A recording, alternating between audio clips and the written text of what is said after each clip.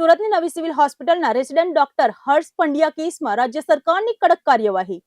Anti ragging કમિટીના report બાદ 4 resident ડોક્ટરોને 6 મહિના માટે સસ્પેન્ડ કરાયા છે, જ્યારે વિભાગીય વડા સહિત 4 ફેકલ્ટી સભ્યોને 100 કોઝ નોટિસ ફટકારવામાં આવી છે. સુરતની નવી સિવિલ હોસ્પિટલમાં ફરજ બજાવતા રેસિડેન્ટ ડોક્ટર હર્ષ પંડ્યાના કરુણ મોતની ઘટનાના મામલે રાજ્ય સરકાર અને આરોગ્ય વિભાગે લાલ આંખ કરી છે. આરોગ્ય રાજ્યમંત્રી પ્રફુલ પાનસરિયાના માર્ગદર્શન હેઠળ સિવિલ હોસ્પિટલના ડીન અને મેડિકલ સુપરિન્ટેન્ડન્ટની સંયુક્ત અધ્યક્ષતામાં ગઠિત ઉચ્ચ સ્થળીય કમિટી દ્વારા કડક તપાસ હાથ ધરવામાં આવી હતી. પ્રથમ વર્ષના 9 રેસિડેન્ટ ડોક્ટર્સ અને મૃતક હર્ષ પંડ્યાના પિતાજીની ગંભીર રજૂઆતો અને ફરિયાદોના આધારે તપાસ કમિટી દ્વારા તમામ જરૂરી નિવેદનો નોંધવામાં આવ્યા હતા. રાત્રે 8:30 વાગ્યાથી શરૂ થઈને છેક વહેલી સવારે 4 વાગ્યા સુધી ચાલેલી આ મેરાથોન બેઠકમાં મેડિકલ સ્ટાફ, ફેકલ્ટી સભ્યો અને ટેકનિશિયનોની સઘન પૂછપરછ કરવામાં આવી હતી. એન્ટી રેગિંગ સ્ક્વોડ દ્વારા સંપૂર્ણ તપાસ કરીને તૈયાર કરાયેલા રિપોર્ટ એન્ટી રેગિંગ કમિટીને સુપરત કરાયો હતો, જેના આધારે ગંભીર શિસ્તભંગ અને ગેરવર્તણૂક બદલ ડોક્ટર નિરાલી, ડોક્ટર અનુજ, ડોક્ટર દીક્ષિતા અને ડોક્ટર હિનાને તાત્કાલિક અસરથી 6 મહિના માટે સસ્પેન્ડ કરી દેવાયા છે.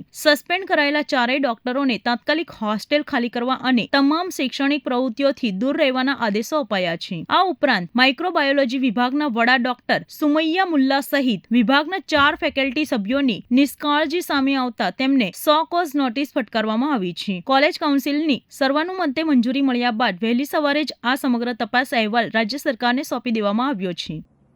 આજે સુરત સિવિલમાં સવારમાં એક કરુણ ઘટના ઘટી.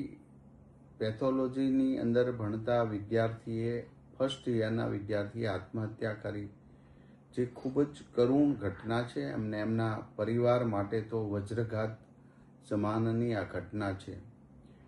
ત્યારે તુરંત જ એમની પોલીસ તપાસ, ફોરેન્સિક પીએમ અને પેનલ પીએમ બધી જ બાબતોમાં વૈજ્ઞાનિક ઢબે તપાસ કરીને કોઈ પણ ક્ષતિ ન રહી જાય એમના ન્યાય આપવા માટે એ બધી તપાસ પૂર્ણ કરવામાં આવી છે.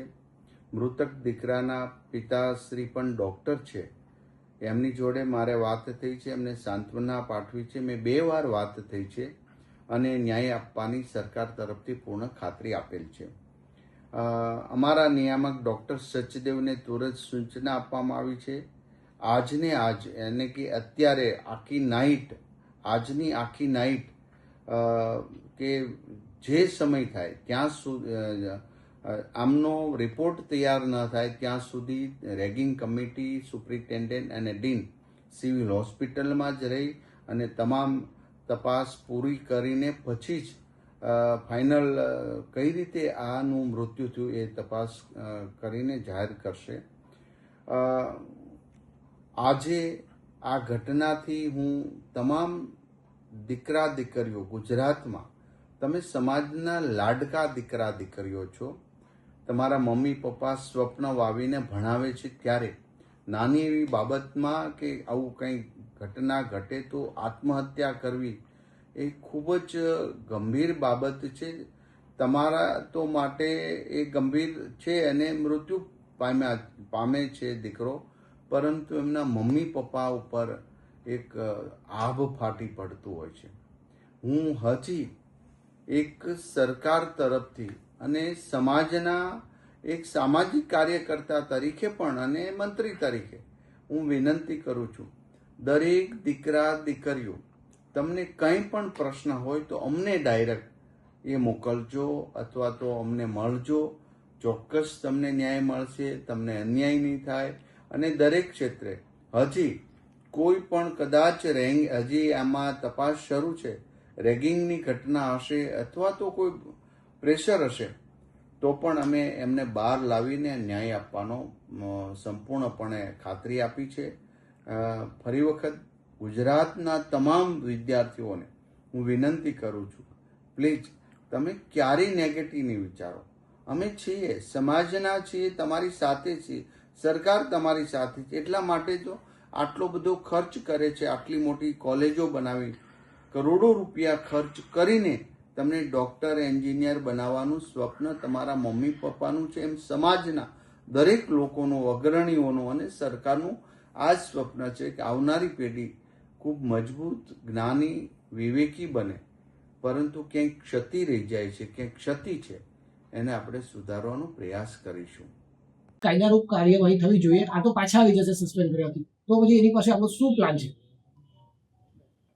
જે એનએમસી અને યુજીસીની ગાઈડલાઇન જે છે, માર્ગદર્શિકાઓ, તે અન્વયે જે બાબત રેગિંગમાં સમાવેશ થતી હોય અને તેના અંગે જે એન્ટી રેગિંગ કમિટીની રચના કરવામાં આવી હોય નિયમ મુજબની, એ કમિટીનો જે નિર્ણય હોય એને ફાઇનલ ગણવામાં આવે છે અને એને કોલેજ કાઉન્સિલ તરફથી બહાલી મળેલી છે. એ મુજબ કાર્યવાહી કરવામાં આવેલ છે. 6 મહિના પછી પાછા આવી જશે 4 ડોક્ટર? હાલના તબક્કે તેમને 6 મહિના માટે સસ્પેન્ડ કરવામાં આવેલા છે. 6 મહિના પછી પાછા આવી જ જશે ને સાહેબ? એ થયું ને? સામાન્યતઃ બીજી કોઈ ઘટના ન હોય એમના તરફથી તો એ 6 મહિના બાદ એમનો સસ્પેન્શન પીરિયડ કાળ જે કહેવાય એ પૂર્ણ થશે. અને એફઆઈઆર થાય તો સાહેબ ડોક્ટર વિરુદ્ધ એફઆઈઆર થઈ હોય અથવા તો થાય તો આપણા તરફથી કઈ રીતે કાર્યવાહી રહેતી હોય છે? નિયમ શું હોય છે? સામાન્યતઃ આ રેગિંગની ઘટના જે હોય છે એની અંદર યુઝ્યુઅલી ફર્સ્ટ ઇન્ફોર્મેશન રિપોર્ટ ખાલી એક સબમિટ કરવાનો હોય છે પોલીસ સ્ટેશનમાં. ત્યારબાદ પોલીસ તે અંગેની આગળની કાર્યવાહી કરતી હોય છે. પણ સાહેબ માનો કે એફઆઈઆર થઈ ગઈ, પોલીસમાં ગુનો નોંધાઈ ગયો, આ 4 ધરપકડ પણ થઈ, પછી શું કાર્યવાહી એઝ અ નિયમ પ્રમાણે હોય છે મેડિકલમાં? હાલના તબક્કે ઇન્સ્ટિટ્યુશનલ ને એડમિન પેનલ્ટીઝ જે હોય તેના વિશે હું આપને કહી શકું. કાયદો અને વ્યવસ્થાની જે છે જેના માટે પોલીસ જવાબદાર છે, એમના દ્વારા જે કંઈ હશે ભવિષ્યમાં તે વખતે જે કંઈ બાબત આવશે તેની વડી કચેરીની સાથે માર્ગદર્શનમાં રહી અને યોગ્ય કાર્યવાહી કરવામાં આવશે. હાલના તબક્કે સંસ્થાગત જે કંઈ નિયમ મુજબ કામગીરી અત્રે છે અલાઉડ એ મુજબ એન્ટી રેગિંગ કમિટીના નિર્ણય મુજબ કામગીરી કરવાની રહે છે. એ કામગીરી કરવામાં આવી. સાહેબ આમાં સ્પષ્ટ આપણે એવું છે કે કોઈ બી ડોક્ટર, એવું નહીં કે આ ડોક્ટર, કોઈ બી ડોક્ટર વિરુદ્ધ એફઆઈઆર થઈ હોય અથવા તો થાય તો તેના પછી સિવિલ તંત્ર તરફથી કઈ રીતે કાર્યવાહી થતી હોય, શું નિયમો છે? કન્ટિન્યુ રાખવા, ટર્મિનલ કરી દેતા હોય છે, પછી જોબ એ માગે. એ જવાબ અત્યારે આપવો શક્ય નથી. લીગલી વેમાં તો તમને ખબર હશે ને કે લીગલ વેમાં અત્યારે એનએમસી મુજબ જે ગાઈડલાઈન છે એમાં ઇન્સ્ટિટ્યુશનલ પેનલ્ટીઝ જે છે એ મુજબની કાર્યવાહી કરવામાં આવી છે. તો એમાં આ જે સસ્પેન્શન હોય, બારિંગ, ડિબારિંગ હોય, આ તમામ જે આખું છે જે એની એનએમસીની વેબસાઇટ પર પણ છે, એનએમસી યુજીસીની વેબસાઇટ પર પણ છે, એ તમામને ઉપલબ્ધ છે. એના મુજબ કાર્યવાહી કરવાની રહેતી હોય છે. હાલના તબક્કે ટર્મિનેશન બી એક સ્ટેપ છે, લાસ્ટ સ્ટેપ ટર્મિનેશન. કોઈ વ્યક્તિ ધારો કે એફઆઈઆર, એવું નહીં કે આ જરૂરી રેગિંગ, કોઈ દારૂ પીધામાં પકડાય, કોઈ એફઆઈઆર થઈ હોય, કોઈ વ્યક્તિ ડોક્ટર, રેસિડન્ટ ડોક્ટર વિરુદ્ધ, કઈ રીતની કાર્યવાહી સિવિલ તંત્ર તરફથી થતી હોય? હાલના તબક્કે આપણે આ રેગિંગ અંગેની ઘટના વિશે આપણે ભેગા થયા છે તો આપણે એ બાબત એટલે એક સેકન્ડ, ઇફ આઈ કેન જો એફઆઈઆર થશે, અમારી ઓલરેડી આ કેસમાં અમારી જે 3 સ્ટેપની કાર્યવાહી છે એ કાલે પતી ગઈ છે. અમારે હવે ફક્ત એફઆઈઆર કરાવવાની બાકી છે. એફઆઈઆર કરાયા પછી પોલીસ એમની કાર્યવાહી કરશે અને એ પોલીસની કાર્યવાહીમાં અમે ઇન્ટરફેર નહીં કરશું. અમારે જે કાર્યવાહી કરવાની હતી, ફર્સ્ટ એન્ટી રેગિંગ સ્ક્વેડે લગભગ 100 લોકોના કાલે નિવેદન લીધા. પહેલા 3 કલાક સ્ક્વેડે લીધા, પછી એન્ટી રેગિંગ કમિટીમાં આવ્યો. એન્ટી રેગિંગ કમિટીની મીટિંગ 2 થી 2.5 કલાક ચાલી. એના પછી એ છેલ્લે કોલેજ કાઉન્સિલ મીટિંગ આવી, એને બહાલી મળી. એટલે અમારે જે એનએમસીના નિયમ પ્રમાણે પહેલો સ્ટેપ છે સસ્પેન્શન, ડીબારિંગ, એના પછી ટર્મિનેશન, એના પછી હંમેશા માટે રિસ્ટ્રિકેશન, એના પછી કાઉન્સિલમાં રિસ્ટ્રિકેશન. આ બધા વેરિયસ સ્ટેપ્સ છે જે વેબસાઇટ ઉપર બી છે કે એનએમસીએ આ 5 સ્ટેજ આપેલી છે. કારણ કે આ કેસમાં ખાલી વર્બલ એબ્યુઝ હતું, એટલે બોલાચાલી અને એટલો ની વાત હતી વર્બલ, તો એટલે આપણે એને સસ્પેન્શન આપ્યું. સામે એફઆઈઆર થાય છે તો સિવિલ તંત્ર તરફથી શું કાર્યવાહી થઈ શકે? એફઆઈઆર જ્યારે થતી હોય છે, ઘણી વખત થઈ છે અને ઘણા બધા કારણોસર થઈ છે. ઘણીવાર ડોક્ટર્સ અને પેશન્ટના ઝઘડા થઈ જાય તો એફઆઈઆર થાય. તો દરેક કેસમાં સસ્પેન્શન કરવાનું હોતું નથી. ઇટ ડિપેન્ડ્સ કે જો ડોક્ટરનો વાંક હોય, ડોક્ટરનો વાંક કોલેજ કાઉન્સિલ પ્રૂવ કરે, ડોક્ટરે માની લો કે ચીટિંગ કર્યું હોય, ડોક્ટરે કંઈક ગુનો કર્યો હોય, ડોક્ટરે એ વસ્તુ કરી હોય, તો એ એફઆઈઆરમાં આપણે સસ્પેન્શન સુધી બી જઈએ છીએ. પણ દરેક એફઆઈઆરમાં આપણે સસ્પેન્શન સુધી જઈએ. સસ્પેન્શન તો ઓલરેડી થઈ ગયું. આમાં આપણે એફઆઈઆર ની બી રાહ નથી જોઈ. આમાં આપણે પણ FIR ની આમાં બહાર 6 મહિના સસ્પેન્શન એને ગોંધી રાખ્યો છે. તપાસ ગંભીર બાબત એકલા નથી. સાંભળો છો, અમે તો કહીએ જ છે ને, એટલે તો એક્શન લઈને બેઠા છે. નહીં Why we have અમારું taken એક જ એવું action? કેવું છે આપણે કે આખી FIR રાતમાં થશે બેસીને તો રેસિડન્ટ ડોક્ટર પાસે શું થશે? ટર્મિનલ થતા હોય છે કે FIR થશે તો બી નિર્ણય જે અત્યારે એન્ટી રેગિંગ કમિટીનો છે એ જ માન્ય રહેશે. FIR તો દરેક કેસમાં કરવાની જ હોય છે. FIR કરવાની છે, FIR થશે જ. FIR નથી કરવાની એવું છે જ નહીં. ના FIR નું નથી, FIR થયા પછીની પ્રોસેસમાં FIR પછીની પ્રોસેસ અમારી ઓલરેડી પ્રોસેસ પતી ગઈ છે. અમારી કાલ રાત્રે આખા 9-10 કલાક થઈને પ્રોસેસ આખી રાત જાગીને બધા HOD બેસીને એન્ટી રેગિંગ કમિટી બેસીને પ્રોસેસ પતી ગઈ છે. પ્રોસેસ પતાયા પછી જ અમે તમારી સમક્ષ છે અને પ્રોસેસમાં સસ્પેન્શન નીકળી ગયું છે અને 4 ડોક્ટરનું નીકળી ગયું છે અને 4 જે ફેકલ્ટી છે એને શોકોસ નોટિસ છે, એના પછી એ જવાબ આપશે. એના પછી બી જો જરૂર પડશે તો બીજી મીટિંગ બોલાવીશું. એના પછી બી આગળ એક્શનને એક્સેલેટ કરવાની હશે તો કરશું.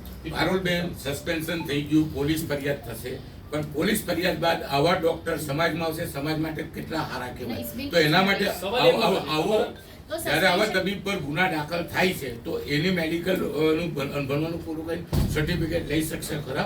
6 monthsનું સસ્પેન્શન થશે. પછી FIR થયા પછીની વાત છે. FIR પછી બી એવું ગાઈડલાઇન્સ નથી કે તમે એન્ટી રેગિંગ કમિટીનું ડિસિઝન બદલી શકો. એટલે FIR એની રીતે કામ કરશે અને એન્ટી રેગિંગ કમિટીનું જે ડિસિઝન આવ્યું છે એ એની એ રીતે 6 મહિના પછી પોલીસ ફરિયાદ થઈ ગઈ, વર્ષ પછી એ લોકો પાછા અભ્યાસ કરવા 6 આવશે. મહિના પછી અભ્યાસ કરવાનો. પછી રેગિંગ કરશે તો ટર્મિનેશન થશે. તો એટલે નહીં, એક છોકરાનો જીવ ગયો છે, એક છોકરાનો જીવ ગયો છે, નવી સિવિલ સુરત નવી સિવિલ બીજા છોકરાનો જીવ જાય પછી ટર્મિનેટ કરશે આ લોકો. સાંભળો સાહેબ, એન્ટી રેગિંગ કમિટી એક કમિટી નથી. એમાં ઘણા બધા HODs હતા, મામલતદારશ્રી હતા, પોસ્ટ પોલીસ ઇન્સ્પેક્ટર હતા. કાલે રાત્રે લગભગ 3 કલાક આ ચર્ચા ચાલી કે આ સ્ટુડન્ટને વર્બલ એબ્યુઝ અને ડિસેન્સી બ્રેક કરવામાં, જેમાં એને ફિઝિકલ એબ્યુઝ નથી કર્યું, જેના બેન, આ ફિઝિકલમાં નથી ગણતા. બે આ કલાક physical- ગોંધી રાખ્યો એ ફિઝિકલમાં નહીં એ આવે. એની પરિભાષામાં આવતું નથી. નથી આવતું. એટલે એન્ટી રેગિંગ કમિટી પ્રમાણે નથી આવતું. એ નથી આવતું. 2 કલાક ગોંધી રાખ્યો નથી આવતું. એન્ટી રેગિંગ કમિટી પ્રમાણે વર્બલ એબ્યુઝ આવે છે. તો વર્બલ એબ્યુઝ પ્રમાણે જે અત્યારે સજા નક્કી થઈ છે અને એ પ્રમાણે અમે તમને જાણ કરીએ છીએ. ઇન્ડિયા